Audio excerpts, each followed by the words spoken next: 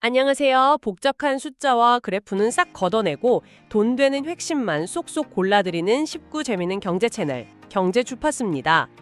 자, 분석가님, 오늘 우리가 제대로 털어볼 종목 바로 그 이름도 뜨거운 마이크론이죠? 맞습니다. 삼성전자, SK하이닉스와 함께 메모리 3대장이라 불리지만 요즘 행보를 보면 만년 3등이라는 꼬리표를 완전히 떼어낸 것 같습니다. 왜 마이크론이 AI 시대의 진짜 주인공인지 오늘 수치로 증명해보죠. 좋습니다. 오늘 우리가 살펴볼 자료는 마이크론의 최신 실적 발표와 기술 로드맵, 그리고 여러 시장 분석 자료들인데요.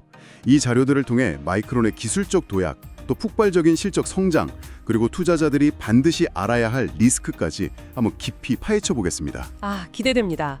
그럼 바로 본론으로 들어가서요. 요즘 어딜 가나 HBM 하는데 솔직히 이 시장은 SK하이닉스가 꽉 잡고 있잖아요. 근데 마이크론 HBM3E가 그렇게 대단한가요?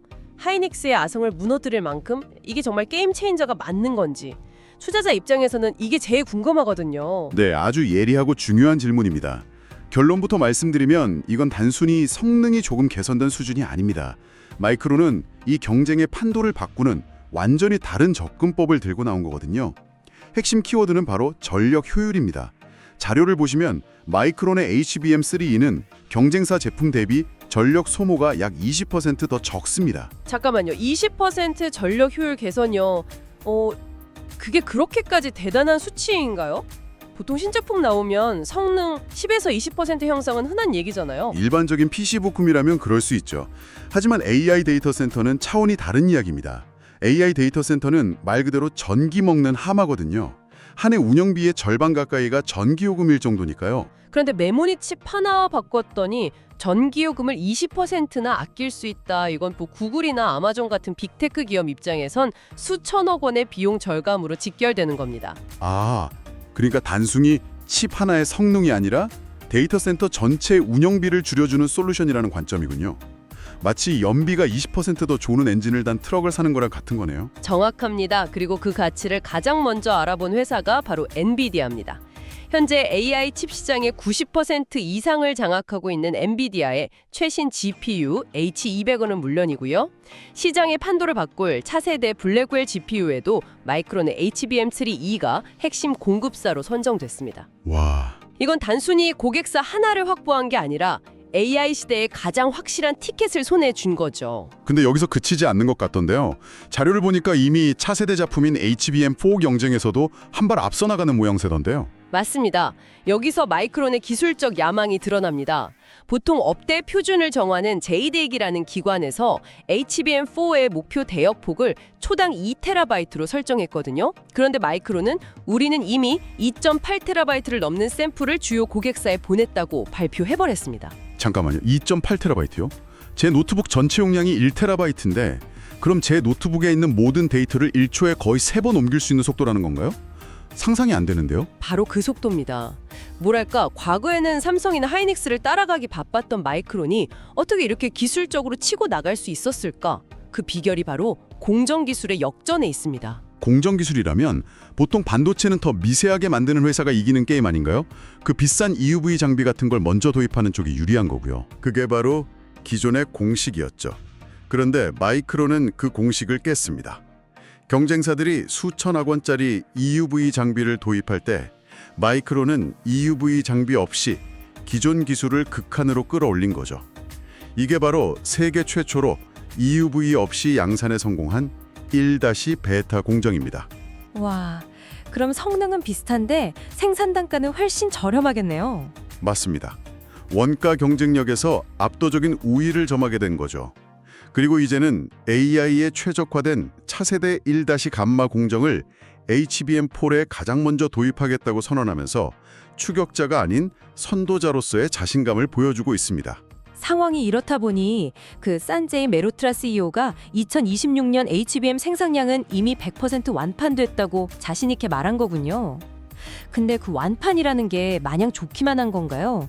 혹시 경쟁사가 갑자기 더 좋은 제품을 내놓으면 고객들이 이미 계약한 걸 구형 기술이라고 생각할 위험은 없을까요? 아주 합리적인 우려입니다. 하지만 현재 HBM 시장은 공급이 수요를 전혀 따라가지 못하는 극심한 공급자 우위 시장입니다. 고객사들은 기술 수준을 따지기 전에 물량 확보 자체에 사활을 걸고 있거든요. 오히려 장기 계약으로 2020년 물량까지 묶어둔 건 마이크론 입장에선 안정적인 미래 매출을 확보하고 경쟁사의 진입을 막는 강력한 해자 역할을 하게 됩니다. 아, 지금은 물량을 가진 자가 왕인 셈이군요. 알겠습니다.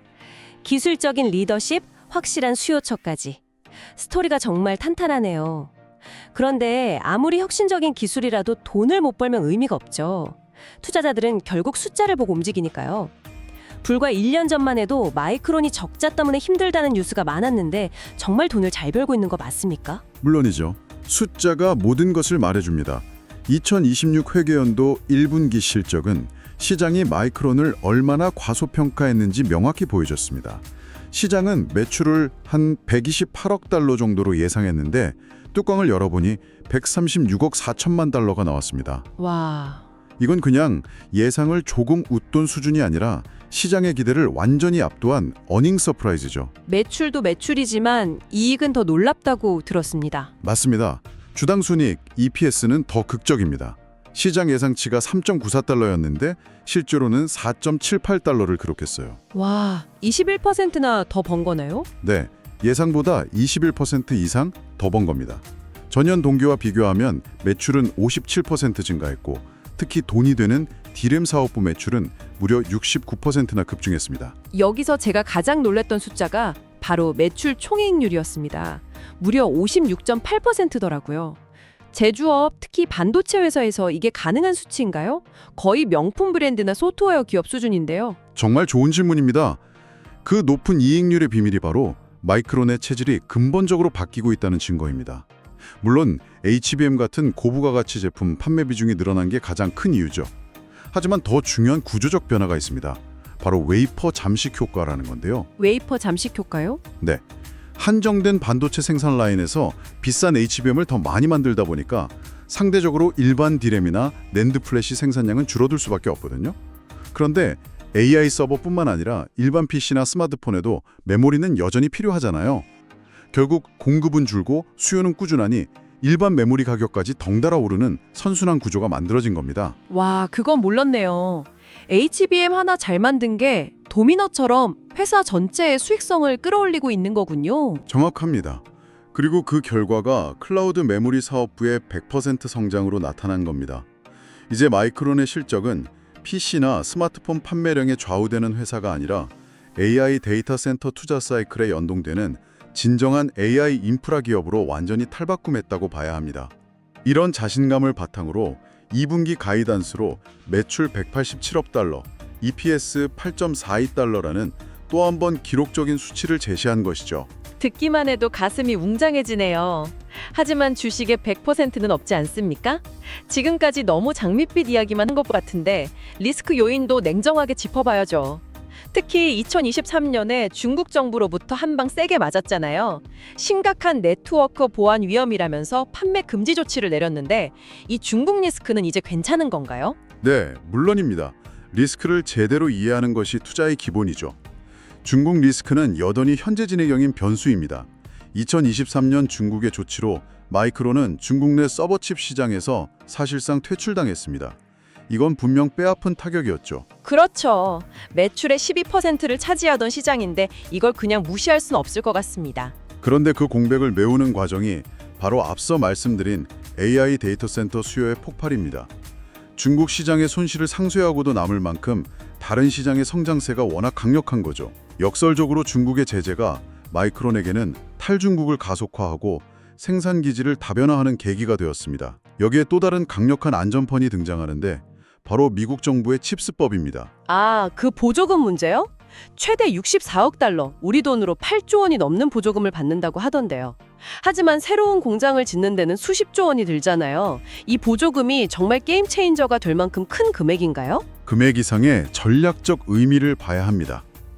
미국 정부가 마이크론의 아이다호와 뉴욕 팹 건설에 64억 달러를 지원한 것은 단순히 돈을 주는 것을 넘어 마이크론을 미국의 반도체 주권을 상징하는 국가대표 기업으로 공인한 것과 같습니다. 중국이 아무리 마이크론을 흔들어도 우리 미국 정부가 뒤에서 든든하게 지켜줄 것이다 라는 강력한 시그널을 전 세계에 보낸 거죠. 지정학적 리스크를 크게 낮춰주는 효과가 있습니다. 그렇군요. 리스크가 어느 정도는 관리되고 있다는 말씀이네요. 그럼 마지막으로 가장 현실적인 문제, 가격을 짚어보죠. 주가가 단기간에 정말 많이 올랐습니다. 지금 들어가기엔 너무 비싼 거 아니냐는 의견이 많은데 이 밸류에이션 논쟁은 어떻게 봐야 할까요? 비싸다 vs 싸다 논쟁이 가장 뜨거운 지점이죠. 양쪽 다 일리가 있습니다. 비싸다고 보는 쪽은 보통 주가 순자산 비율, PB를 봅니다. 현재 마이크론의 PB는 약 7.8배로 지난 10년 역사상 가장 높은 수준에 근접해 있어요. 그러니까 백미러로 과거를 보면 비싸 보인다는 거군요. 네, 맞습니다.